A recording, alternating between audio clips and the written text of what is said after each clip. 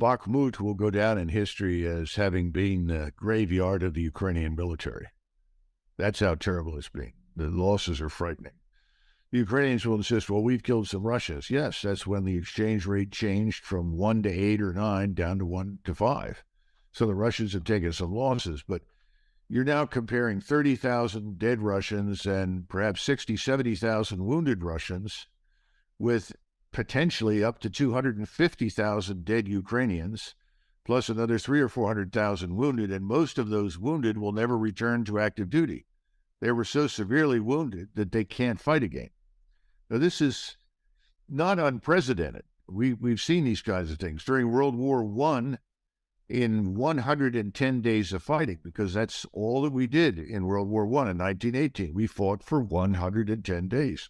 And in that time frame, we lost 318,000 men, casualties, of which 110,000 were killed.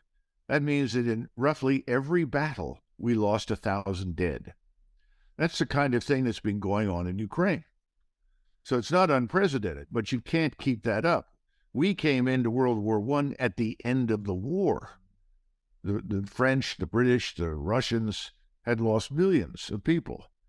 And Germany was ultimately overwhelmed simply by numbers of materiel and thanks to the Royal Navy starvation. This is a different situation right now. Ukraine has never had those numbers at all. And they are now really on their last legs. There's no question about it. We keep pushing them to stay in the fight. Now, we have advised them on occasion to pull back, regroup, a new defensive line, build up their reserves. Zelensky, I think, has chosen to ignore that advice in favor of continuing to attack on the assumption that if he can gain any ground, if he can prove that the Ukrainians have any fight left in them, and the Ukrainian soldiers are excellent, that's not the question, but no human being can put up with this the way they have in Bakhmut, that somehow or another we will all rush and support them. And then I think there's the other aspect of this. I think he has hoped against hope that he could drag us in. And I think we've actually conveyed the impression to him that that might happen. That's a terrible thing to say. It's a lie.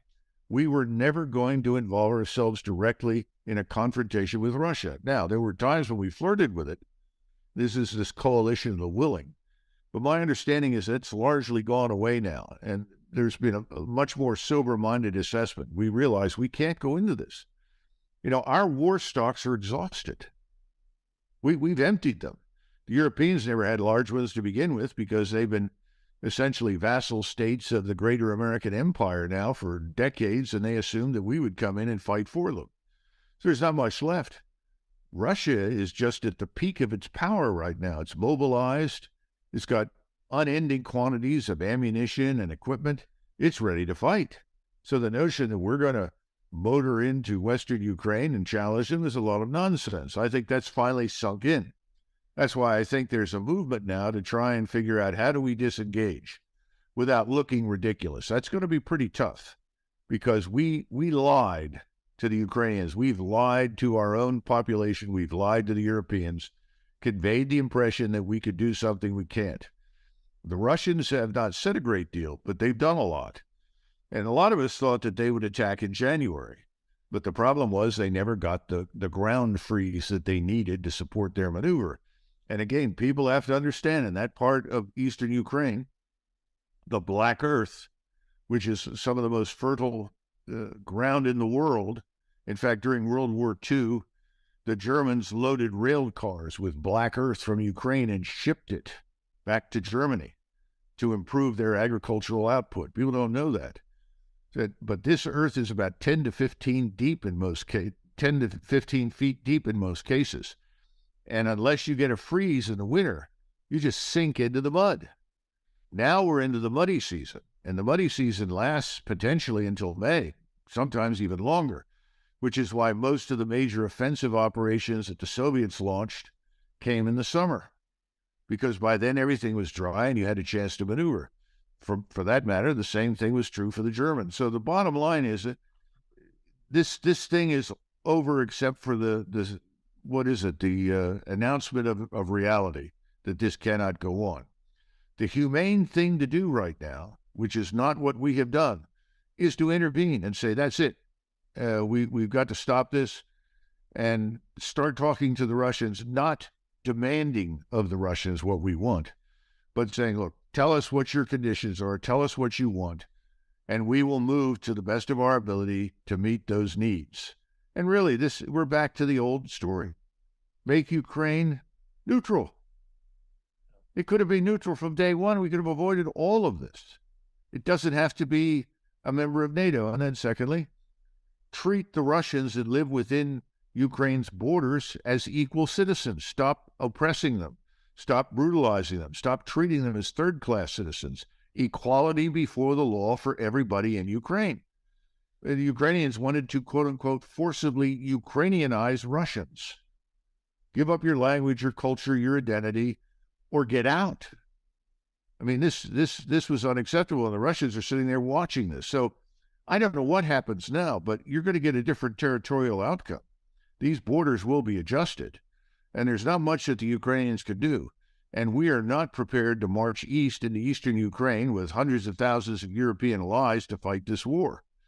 In the meantime, you have this economic catastrophe developing in the United States and Europe. It's not just the banking system, it's larger than that. The underlying fundamentals are terrible. I was shocked the other day when I discovered that a firm in Germany, in Saxony, which is the area that we used to call East Germany, which is really Middle Germany historically. There's a firm there that's involved with metals, forming metals, shaping metals, developing alloys. The firm's been in business since 1380. It just went under. Oh. Why? In Germany, this is incomprehensible. Thousands of people are losing their jobs because there's no cheap energy. Cheap energy fuels everything. What do you think happened in the United States with Standard Oil and J.D. Rockefeller? That was cheap energy. That's why between the Civil War and World War I, we became an economic, scientific, industrial juggernaut. You can't sustain yourself in that category. You can't maintain your standards of living and prosperity without affordable energy. Germany's in a lot of trouble. And I don't think the Germans are very happy about it. It's going to get worse before it gets better because you just don't turn on energy and restore your prosperity. It takes time to build back. So the old Build Back Better regime in Washington has done just about everything it can to destroy us and our European allies. Yeah, when it comes to the financial situation and the Nord Stream 2 attack on Germany, who now, is in desperate need of affordable energy. I think things are going to get much worse here in the United States over the next 60 days. Now, I am not a financial analyst, nor do I claim to be an economist. Of course, John Kenneth Galbraith once said that economists exist to make astrologers look professional. So I don't feel too badly about making some statements, but I think as these interest rates hike, and that's what they're going to do, they're going to hike interest rates again in June, it makes it that much more difficult in the banking system where there's almost no credit at this point anyway. You cannot have price and interest rate stability simultaneously under the current circumstances. The more you hike the interest rates, the worse the situation becomes. There's something else, too. Americans don't understand very well. Washington doesn't understand at all. We are not the nation of 1991. Now, we began shipping out. When I say we, I'm talking about your ruling class of corporate bigwigs and politicians. We began shipping out our industrial base to China and elsewhere back under Ronald Reagan. Nobody ever points that out, but this process of sort of shipping it out for cheap labor costs started in the 80s. Today, we simply don't have the scientific industrial base that we did 30 years ago, so that if you restart the economy, if you will, there are not hundreds of thousands of jobs out there for people that are going to do them. When Franklin Roosevelt dragged us into World War II, we had vast numbers of factories. Our whole industrial base was sitting idle. But when we started the war, suddenly millions of people showed up and we went back to work because we had an industrial base. We don't have one now. That's a huge problem. This is what Donald Trump was talking about. He was trying to repatriate industries. He was trying to restart industry by focusing on what I would call high-end manufacturing. In other words, not low-end stuff, high-end stuff. He was trying to reinvigorate agriculture, reinvigorate the energy production systems. That's what he was trying to do. That was stopped dead in its tracks. It's going to take us a decade or more to restart all of those things in the right direction. That's the problem. You have a similar problem now in a place like Germany, because Germany's really the industrial engine of Europe. There's nobody else in Europe compared with Germany in terms of its productivity and its scientific industrial capacity. These things are going to take time. I think Biden is going to end up being the scapegoat for the left.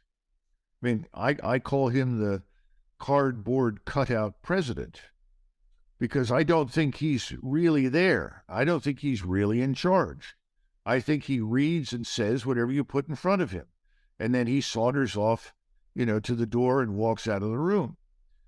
Others are in charge who were not elected. These are people that were either appointed or are there as assistants or advisors or something. I don't even know who they are, but I'm sure if you go down the list to the employees of the White House and some of the people that are listed as advisors, you'll find out. But those are the people running our country, not Joseph Biden. And then you have irresponsible people like Lindsey Graham and Chuck Schumer and others. They're just along for the ride. They haven't paid attention to anything. How many times have we hiked the debt ceiling? How long has this been going on? Well, it's a party. Why stop now? Open up another case of champagne.